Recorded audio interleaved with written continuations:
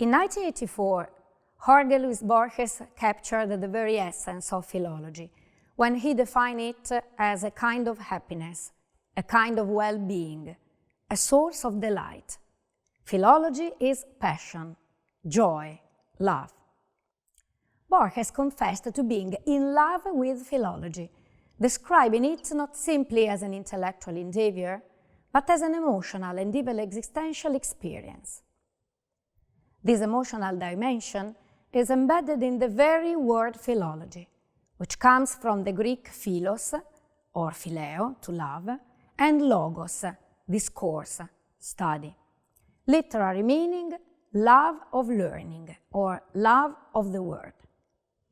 In contemporary terms, philology is the discipline devoted to editing, from French éditeur, or from Latin editus, past participle of edere, that means to give out, to publish, and to reconstructing and interpreting literary texts and documents according to rigorous scholarly methods.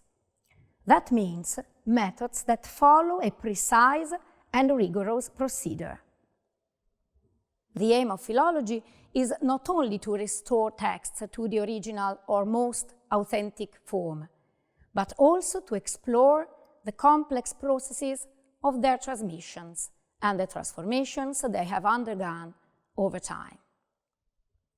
Scholarly editing lies at the very heart of this endeavor, and the critical edition is both the outcome and the central workspace of philological research.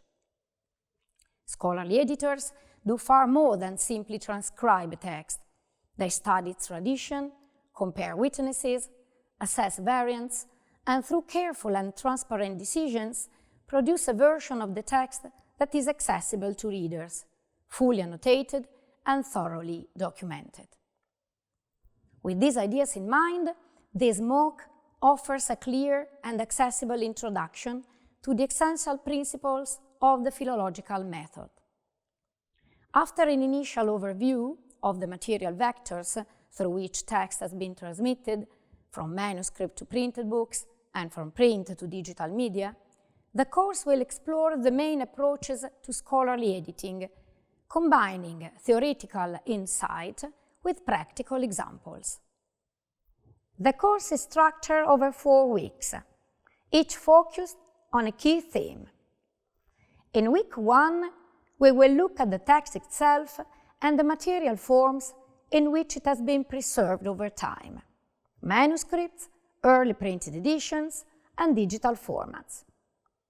Week 2 focuses on the concept of error, a fundamental notion for understanding how text change during transmission and how corruption enters the copying process. Week 3 is dedicated to the edition, seen as the result of the critical choices based on the analysis of textual materials. We will highlight different editorial approaches and criteria used to construct an edition. Finally, in week 4, we will focus on the critical apparatus, an essential tool for documenting editorial decisions and opening up a dialogue between the editor and the reader.